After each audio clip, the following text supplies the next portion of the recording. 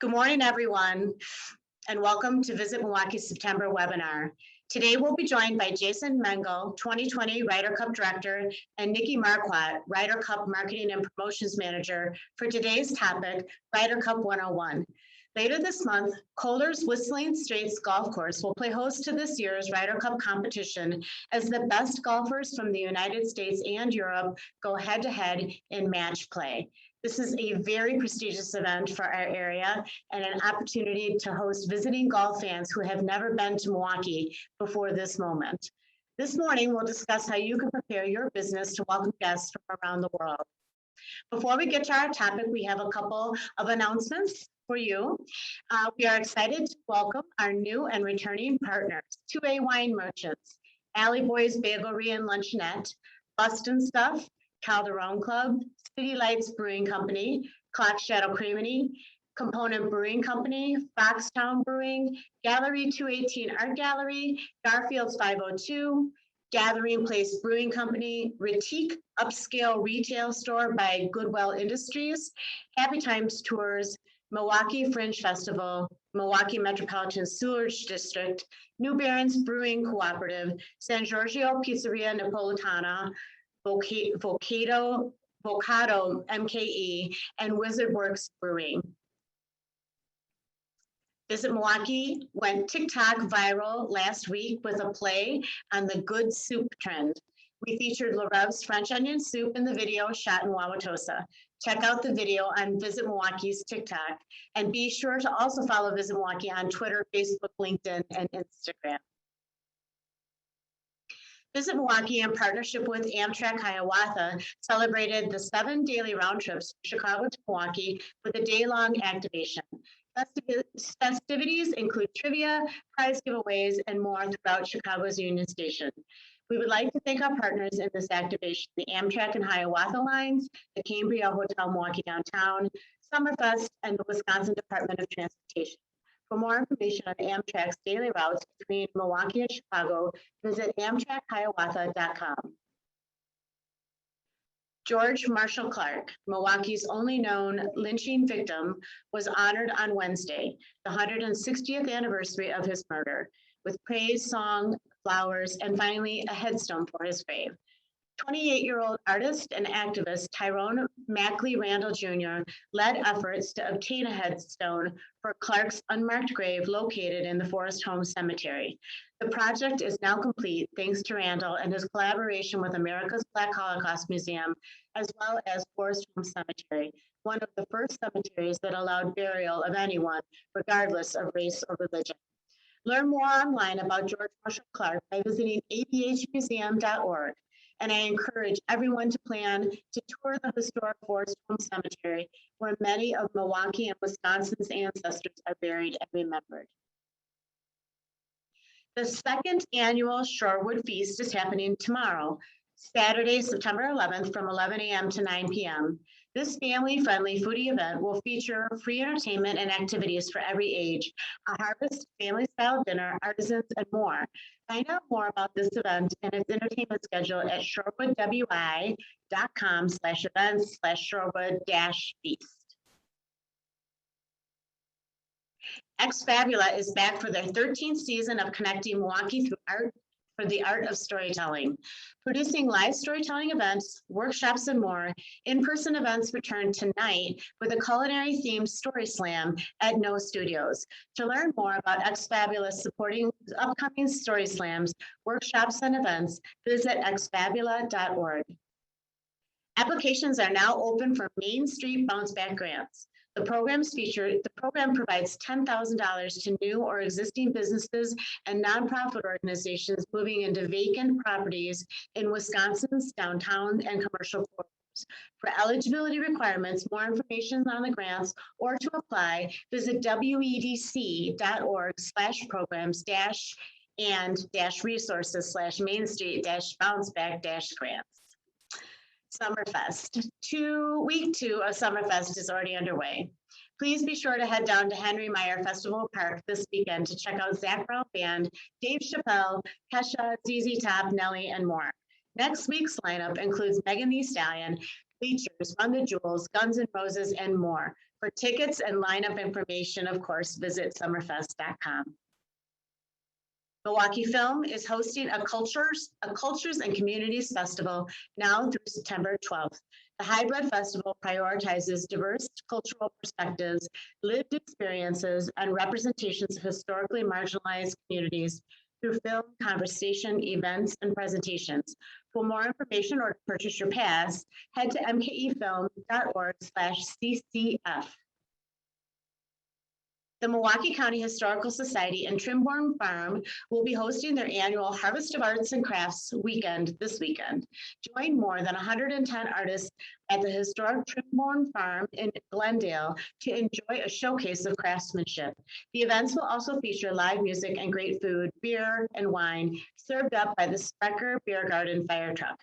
For more information, go to trimbornfarm.com/annual-special-events. The North Point Lighthouse Museum is now open from 1 to 4 on Saturdays and Sundays. Learn about Milwaukee's maritime history, climb the tower, and be sure to stop off at the gift shop. For information on admission and group tours, visit northpointlighthouse.org/visit. Join our Visit Milwaukee team and several area craft brewers at the official launch of the Brew City Beer Pass at 4 p.m. next Tuesday, September 14th at Lakefront Brewery. This free event is your first opportunity to download and use this new free digital pass, which comes with a buy one, get one offers from over 20 local breweries. You can check in at our event on the map and enter our free Milwaukee beer theme raffles. If you can't make the launch party, be sure to download the pass after Tuesday. Tell your family and friends about the pass, and most importantly, pass along to our visitors that the pass is available to them so that they can get out and visit our great breweries and benefit from that buy one, get one. Next week, September 12th through the 18th, the Near West Side neighborhood is celebrating the many reasons why the Near West Side is a great place to live, work, and play. There is something for everyone, including a scavenger hunt to uncover the area's hidden gems, and there are many, a bike ride on the Hank Aaron State Trail, neighborhood movie night, gift card giveaways to local restaurants, and much more. For more information about the week's events, please visit nearwestsidemke.org/NWS week. The Madison and Milwaukee Downtown Exchange will be hosting a virtual event series on September 17th. Every quarter, speakers from the two downtowns share ideas on how the regions can work together for greater collaboration, growth, and investment. This quarter, the panel will feature a discussion on the future of transportation in the downtown areas. Register for the virtual event at downtownmadison.org/event. A week from tomorrow, Saturday, September 18th, Holy Hill will be hosting their 47th annual Arts and Crafts Fair. 230 artists and craftsmen will showcase their works in a natural, beautiful setting. The fair will also feature entertainment, food, door prizes, and more. For a full list of entertainment, vendors, and visitor information, visit holyhill.com/events. On Thursday, September 23rd, the Haggerty Art Museum of Art is celebrating its 35th anniversary with a fall dinner. Festivities will kick off with a cocktail reception, followed by a dinner crafted by Lee Johns Catering. To register for the event, visit the events page on the Haggerty Museum of Art's website. Because of strong community support, the lights are back on. The curtains are being raised and the doors will be open. To celebrate, the UPath Performing Arts community members are hosting the MKE Performing Arts Homecoming Celebration, a jubilant return to the spotlight after a long, difficult year. From September 24th through October 4th, all of us can revel in 11 days of free performances, workshops, tours, and much more. Learn more at mkearts.com. Visit the Mitchell Park Domes this fall for a colorful kaleidoscope of mums blanketing the floral dome. Plus, discover marvelous mosses and fungi at the pop-up Mushroom Art Gallery. The exhibit runs from September 25th through November 7th. To learn more about the exhibit, visit MilwaukeeDomes.org. Doors Open 2021 is back in person, September 25th and 26th, showcasing more than 70 art galleries, museums, municipal buildings, gardens, and more throughout the greater Milwaukee area. This year's must-see building is the newly renovated Bradley Symphony Center. The new home to the Milwaukee Symphony Orchestra will be open to the public for free on Sunday, September 26th, and you won't want to miss this beautiful addition to Wisconsin Avenue. In addition to in-person tours, the public will be able to view virtual programming through October 3rd. To purchase tickets, learn more about the Bradley Symphony Center tour, or get information about the virtual programming, go to historicmilwaukee.org/doors-open. On September 28th, Milwaukee will be hosting an online event with their founders discussing the future of employee resource groups. The webinar will focus on avoiding common pitfalls, pockets of disengagement, and navigating the hybrid workplace challenges. To learn more about this event or register, go to eventbrite.com and search the future of employee research groups. Wisconsin State Fair Park and the original Cream House are back this year with the return of a fan favorite, plus an all-new flavor just for Farmers Fair, September 24th through the 26th. The Pumpkin Spice Cream Puff, along with the debut of Latte Cream Puff, will be available only at State Fair Park for in-person purchases, drive-through orders, or online pre-orders. To purchase your cream puffs online or to learn more about the upcoming Harvest Fair, visit wistatefair.com. On Thursday, September 30th, Aria is hosting an exclusive bourbon dinner at St. Kate. Enjoy a brief bourbon presentation from Diageo Hospitality Representative and Educator Eric Mulberry. Then indulge in 5 decadent courses created and prepared by Aria's talented chef, Paul Funk, and paired with select bourbon craft cocktails and flights. This intimate dining experience is limited to 20 guests. To purchase tickets and learn more information about the dinner, go to the stkatearts.com/events. Ad sales and map listings for the 2022 printed official visitor materials have begun. Only this week through next can you save $55 and get your business listed on the visitor map. Space is limited, and this early bird price special ends next week when prices will return to normal. So check your inbox for information or send me an email for more information at mmckenna@milwaukee.org. Our next Friday webinar is planned for Friday, October 22nd at 10:30 a.m. We hope you'll save that date and plan to join us again. Thanks for listening to our partner announcements. And now I'd like to turn the program over to my colleague, Brittany Korth, our Director of Events Services. Brittany? Hello, good morning, everyone. Thank you, Meg, so much for those partner updates. So, all right, well, thank you everyone for joining us today to learn all things Ryder Cup.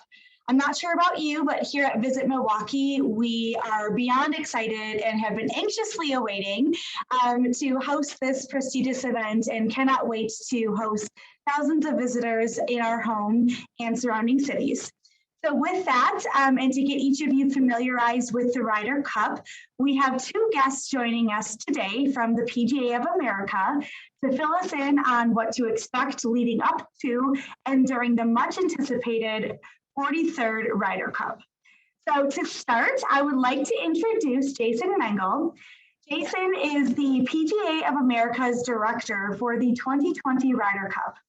Jason is responsible for directing a staff whose primary focus is the strategic planning and successful execution of this significant event, including the areas of corporate hospitality sales, volunteer recruitment and training, operational planning, ticket sales, marketing, media relations, special events, community relations, and government relations.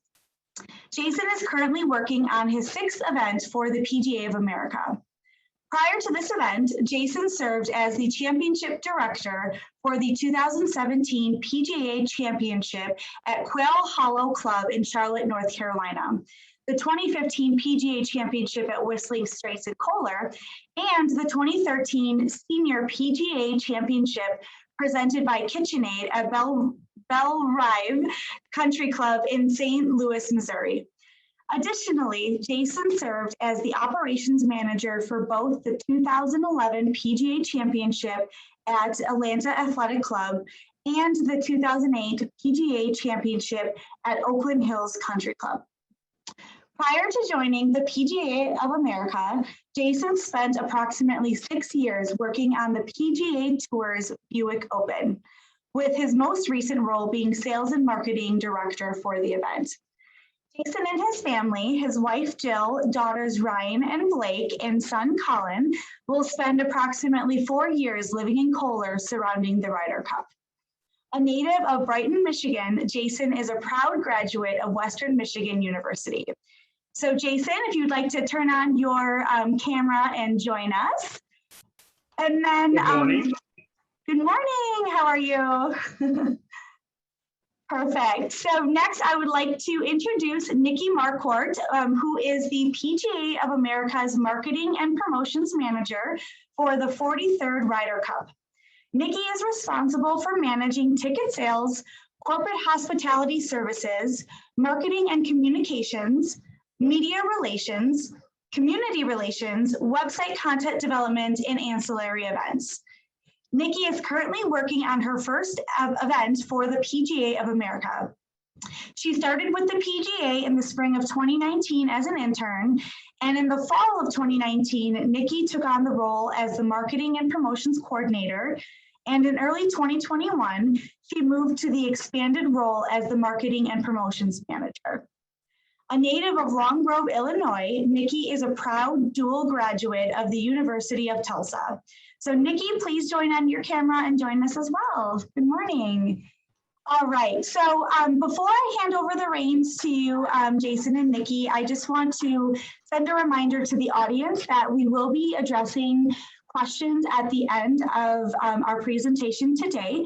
So feel free to add in your questions in the chat box, and we will get those addressed at the end of today's presentation. So with that, Jason and Nikki, I'll let you guys take it away. Thank you for being here. Great, thanks for having us. Good morning, everybody. We'll dive right into the presentation. If you can please put that up. Any new headshot, I had more hair when this started. All right, next slide, please. We'll just go to slide 3. So this has been a long time coming. We've actually had our office open on site since October of 2017. I'm sure everyone's familiar with it. Was originally supposed to be played last year, but has been postponed to less than 2 weeks away. We're less than 1 week away from welcoming non-ticketed spectators up for our grand opening of the merchandise shops here on site. That'll begin next Friday. So lots going on as we hit the stretch run. A couple things to just knock off real quick related to COVID. We are expecting full attendance, and you will be required to wear a face covering indoors, and we're strongly recommending it outdoors. Next slide, please. All right, so what is the Ryder Cup? That's a common question. Basically, it boils down to it's golf's preeminent team event. Founded in 1927, which means we're coming up on our centennial of the Ryder Cup. At its core, it's 12 of the best players from the United States versus 12 of the best from Europe in match play competition. Over the course of Friday, Saturday, and Sunday of event week, there'll be a total of 28 points available. And currently, the Europeans hold the cup. And so if we tie, they get to retain it, and you need 14.5 points to win it. All time, we still are ahead, 26 and 14 and 2. So what makes the Ryder Cup so unique? Really, it's only held in the U.S. every 4 years, meaning the last time it was in the U.S. was actually 2016. And we've kind of been on a little bit of a Midwest run here lately. The last Ryder Cup was in Minneapolis, before that Chicago. And so the last couple of Ryder Cups have been overseas. The last Ryder Cup was in Paris. I think Nikki's going to hit on that in a minute. It's a team competition. So, you can make an argument that week in, week out, they're part of a team with their caddy and their managers and physios, but really playing in a team event like this is so unique in the golf world. And really what makes it unique is they're playing for their country. It means a little something different when you have that flag on your shirt. And certainly that translates to quite an atmosphere on site and for those watching around the globe. And really, there's no place that really defines the Ryder Cup experience better than at the first tee, which is a bucket list opportunity for sports fans, certainly. All right, I'll hand it over to Nikki here to go through the next few slides. Hi, everyone. We can kick it off to the next, I think skip. Yep, there we go. So as Jason alluded to, this is a very unique opportunity for the state of Wisconsin. It may be the most significant sporting event to ever be held in Wisconsin. So we're among some pretty great company here, both with recent and future Ryder Cup hosts.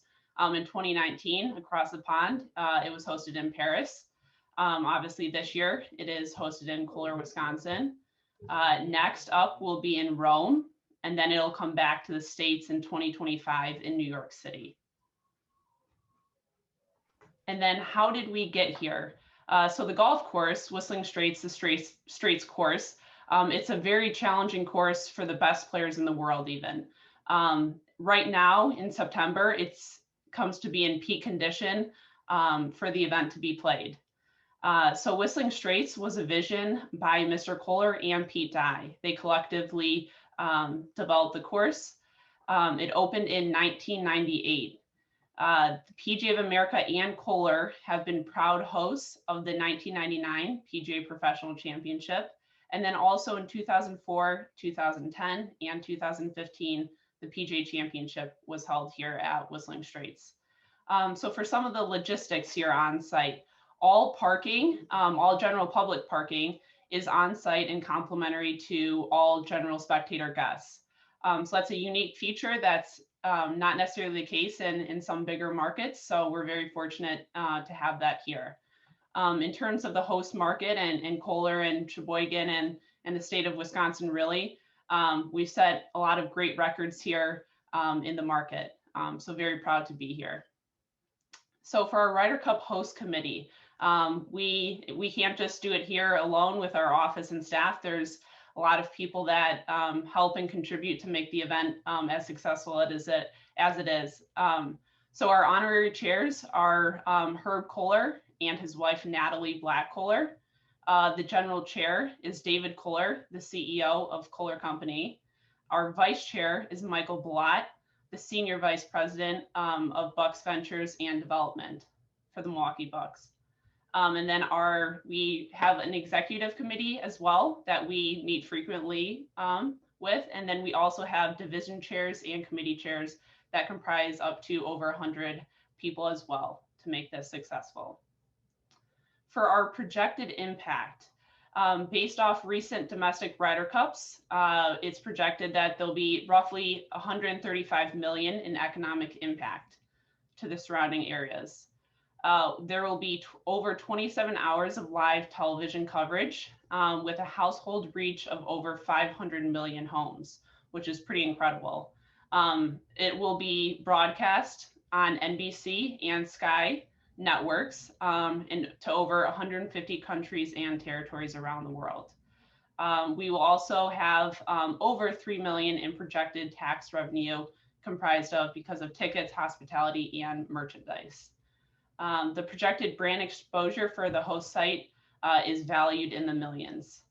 And then additionally, like I said, we can't just do it with our staff here of 12, that it takes lots of people to build the site and put it on. So there are over 1,300 temporary jobs that come into place to, like I said, build and put up the structures on the course from varying national and regional vendors. And I will hand it back over to Jason now. Great, thanks, Nikki. So as I mentioned earlier, at its core, this is about the golf event and the team. And so we're very fortunate to have Wisconsin's own Steve Stricker acting as our captain. He's maybe going to be the longest serving captain that we've ever had because of the postponement. He was just up here announcing his captain's picks earlier this week. You may have seen some coverage from that. And he is very passionate and he's a great guy and been wonderful to work with. I've enjoyed getting to know Steve and his family very much so. He's surrounded by some pretty heavy vice captains in terms of experience. So Fred Couples, Jim Furyk, Zach Johnson, Davis Love, and Phil Mickelson are going to be his vice captain support. We had 6 automatic qualifiers that were announced earlier. Colin Morikawa, Dustin Johnson, Bryson DeChambeau, Brooks Koepka, Justin Thomas, and Patrick Cantlay. And Wednesday of this week, he actually made his captain's choices with Harris English, Scotty Scheffler, Jordan Spieth, Xander Schauffele, Daniel Berger, and Tony Finau. Next slide, please. The European Ryder Cup team is captained by three-time major champion Patrick Harrington, vice captain so far by Luke Donald, Robert Carlson, Martin Keimer, who won the 2010 PGA Championship up here at Whistling Straits, and Graham McDowell. And I suspect he'll probably add one more before it's too long. So qualifying for the European team actually runs through the end of next week's event overseas, which is the BMW PGA Championship. He'll make 3 captain's picks at the end of Sunday after the automatic qualifiers are set. And then the team will be set on both sides and we'll be ready to welcome them up here to Whistling Straits. All right, back to Nikki. Thanks, Jason. All right, I'm going to go over a few common FAQs that we receive and our schedule of the week. So what's happening? So first off, the merchandise grand opening weekend will take place Friday, September 17th through Monday, September 20th, and will be open from 9 to 6 is when gates open, and the shops, the Ryder Cup shops. So be sure if you're don't plan on attending the event during the week of play to come up to the merchandise grand opening. You do not need a ticket to attend. But you're able to come into our main entrance plaza, Dye Plaza. Concessions will be open, as well as our Ryder Cup shops to look and purchase merchandise if you'd like. So next off, on Tuesday, September 21st, first day for ticketed spectators, gates open at 7:30 and we'll have gates closed at 6 p.m. That is the first day that the teams will practice together. And then on Wednesday, we'll have the same gate hours, and that will be the second day that both teams get to practice on the Straits course together. As well, we'll have the U.S. Junior Ryder Cup exhibition matches at 1 p.m. On Thursday, gates will open at 7:30 and close at 6 p.m. as well. The teams will practice again for the final time. And then there will be celebrity matches as well in the morning. That's kickoff at 8:45 a.m. From both the U.S. side and Europe. So those are always exciting and fun to watch. And then to culminate the end of the day is our opening ceremonies. We'll have a pre-show that starts at 3 p.m., a broadcasted version of our traditional opening ceremonies that will run from 4 to 5 o'clock. That in the opening ceremonies, that's welcome to anyone that is ticketed and on site. Continuing on Friday, that is the first day of match play competition. Gates will open a little bit earlier at 6 a.m. that morning. And first off in the morning, we will have foursome matches, and then in the afternoon, there will be 4-ball. And then on Saturday, it will follow the same cadence of foursome matches and 4-ball matches in the afternoon. And then Sunday, the final day of competition, and arguably the most exciting. Hopefully the U.S. Has the lead coming to this day. Gate hours will start at 7:30 that morning, and we'll kick off play at just a little past 11 for singles matches. So all 12 players on both the U.S. side and Europe side will be on the course playing. And I will pass it back over to Jason here. Yeah, another question you all may get from your clients or customers is the Ryder Cup on TV? And the answer is yes. As Nikki mentioned earlier, it's a worldwide television broadcast that's Friday on the Golf Channel, basically all day from 7 a to 6 p. Saturday, it starts for an hour on the Golf Channel and then switches over to NBC for the run of the day. And then Sunday, it's on NBC again from 11 until we hand out the trophy around 5 o'clock. All right, so another question you're likely to get is how long does it take to get up here and where can I park? So from downtown Milwaukee, you can expect it to be about an hour's drive. Once you get into Sheboygan, you'll follow the signage, and you have two exit options. If you're a general public spectator, you can either get off at the Highway 42 exit, or you can get off on the dedicated event off ramp, which is at Rowie Road. I would encourage you not to GPS right to the straights course. Follow the signage when you do get up into Sheboygan. Parking is on site. You don't need a parking pass, and it is complimentary with the Ryder Cup ticket, but vehicles must fit into a standard parking spot. Lot H is off-site. It's our handicap lot and also our rideshare lot. So if people are looking to Uber up here and be dropped off, or if you're taking a private bus up, you'll be directed to the rideshare lot, and more information on that is available on our website. All right, back to Nikki. Sure, thanks, Jason. Just so quickly to touch on Ryder Cup online and our social channels. So rydercup.com is the best source for all event information. We have a spectator guide, digital spectator guide, that is posted there now. So I'm sure we'll touch on it later in some questions, but that is a great resource of information that includes gate hours, schedule events that we just went through, our commitment to health statements, really anything that we think may be a question of spectators is sure to be in that guide. So that's a great resource to use and to point to. As well, our handles Ryder Cup USA is applicable for both Facebook and Twitter. So we encourage you all to follow our handles there. That will give day-to-day event information and updates. And then we also do have a official Ryder Cup app that's currently in the App Store right now. And then we are going to have a specific app geared towards spectators on site. That is the Ryder Cup on-site spectator guide that will be going in the App Store here in the coming days to help when you're on the course, wayfinding, updates on the leaderboard, etc. So both those two apps will be key and good to have. And that is all we have today. So we will open it up to some questions. I know Brittany had some questions to start off with, so I will pass it back over to you, Brittany. Yeah, thank you so much, Jason and Nikki. That was such a great overview of the Ryder Cup, and I learned some new things as well, and what the event is and how important it is for our community, and to see us listed with the other host cities, you know, Paris, New York, and Rome. It's just feel like such an honor hosting it here in the state of Wisconsin. So we're very excited. Before I kick it off to questions from the general public, I had my own questions I wanted to answer or ask that I think might be on the minds of some of our other partners. So just to start with my first question here, knowing that this is one of the most significant sporting events to be held in the state, what can our partners do to roll out the red, white, and blue carpet to our visitors? And is there anything unique that you've seen in past Ryder Cup destinations that you could share with us? Yeah, I'll take that one, Nikki.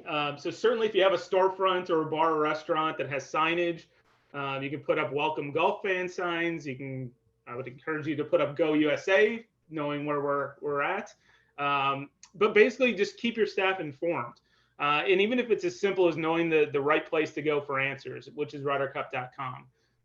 And certainly we'll have visitors from all over the world, maybe not as many as we would have hoped for initially with some of the travel restrictions, but I can still expect visitors from all 50 states and many countries across the world that can still travel to the United States. So you'll have visitors from everywhere. And so again, you know, even if it's just as simple as making sure your staff is informed where to go to get the right answers, which again is our website.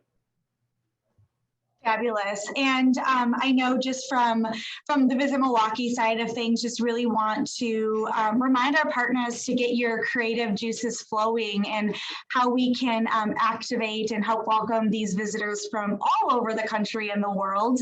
You know, some things that we kind of brainstormed internally is, you know, theming up staff apparel to red, white, and blue, doing the red, white, and blue lighting in the exterior of our buildings downtown. We'd love to see the city light up over the course of the Ryder Cup week, which would be amazing. And also, you know, theming up menu items like golf themed menu items and any decor activations you can do within your establishments would be great. And, we are asking our partners to share with us, what unique welcomes you're doing within your businesses that we can help promote on our own social media platforms. So excited to see what our partners come up with. And thank you, Jason, for your input there. So you had mentioned, Jason, just visitors from all over the country and international. Are there any tips on how our restaurants can prep for these guests? Knowing that the event is up in Kohler, there are still people, we want to remind our partners that our hotels downtown will be utilized for this event. And so what can we expect in terms of foot traffic, in the mornings or in the afternoon, evenings when they return from the course? If there's anything you could share there, would be great. Sure, I can take this one. So in terms of for any tips also as well that we have for restaurants to prep for these guests, one suggestion we have is perhaps offer them a deal, whether it's kind of show us your ticket programs. So showing your ticket, showing that you're at the Ryder Cup that day, or mentioning it, obviously defer to what makes the most sense for each business.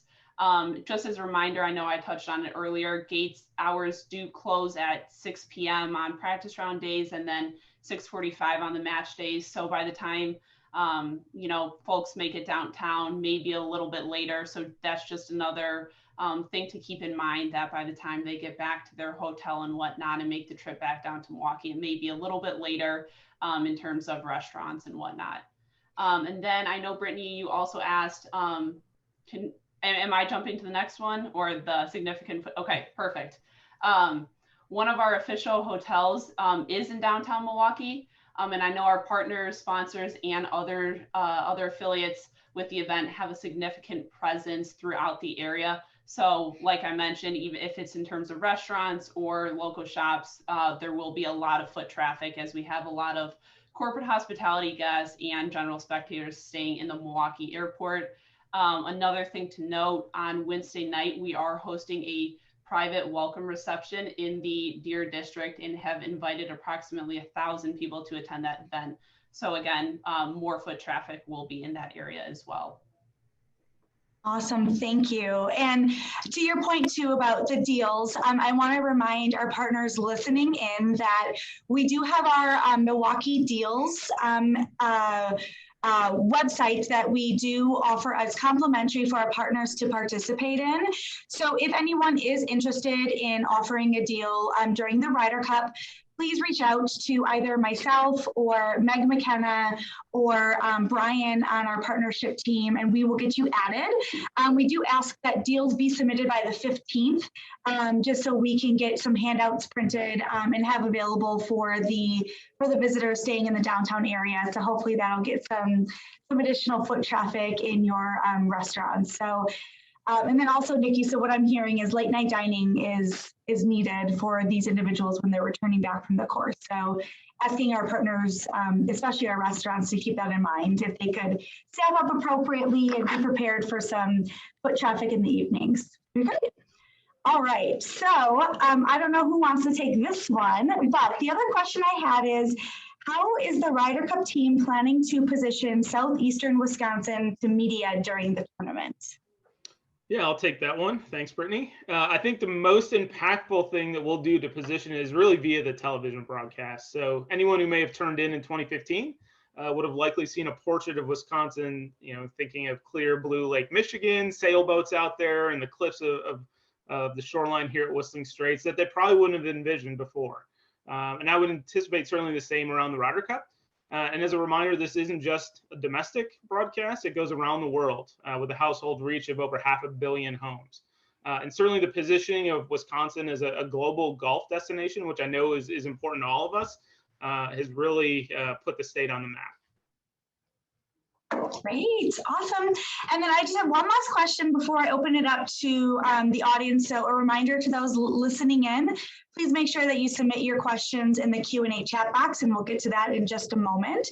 Earlier in your presentation, you talked about temporary jobs that this event is creating, which is amazing, but wanting to ask if there are still volunteer opportunities still available out there, and if there's any additional support needed that we can help communicate out, or anyone listening in that would like to get involved if there's an opportunity to still do so.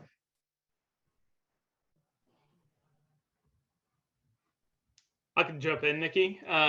Since we're just over a week away, many of our official Ryder Cup volunteer positions are full. But I do think our service providers, Levy and Cornerstone, could use any more assistance. They could always use more assistance. So I would direct people, if they are interested, to go directly to either Levy Restaurant's website or Cornerstone Parking's website. And you can Google both of those and reach out to them via the contact information that's on their website. Awesome, thank you. Meg, I will turn it back to you. Do we have any questions from the audience that have not been addressed? The one question that I think hasn't, well, we had a question about whether or not the general parking will involve bus shuttles.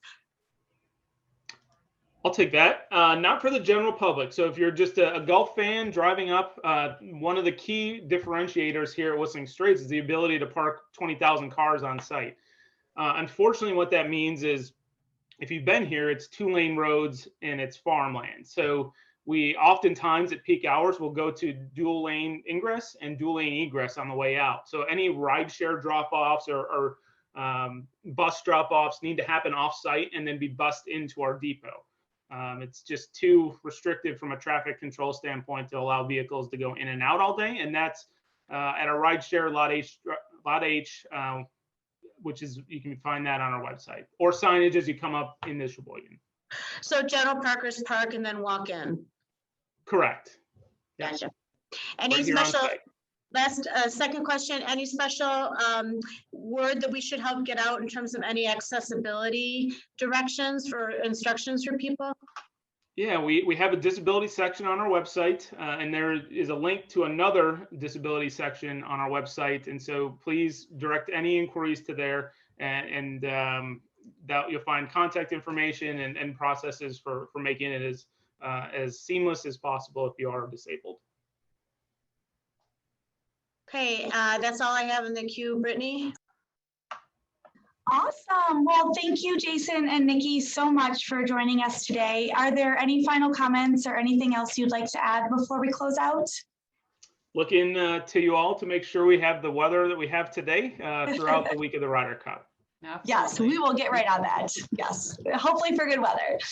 Well, awesome. Well, thank you so much for joining us. It was such a pleasure having you both today. And for those listening in, just a reminder that this webinar has been recorded, so we will send this out this afternoon. So feel free to share it with any other colleagues that may have missed the webinar today. And then we will also be sharing some additional reminders for the week of the Ryder Cup, and really asking everyone for their support in scoring a hole-in-one for the city and helping to roll out the red, white, and blue carpet and have this be a great event overall for our visitors. So thanks again, and have a great day, everyone.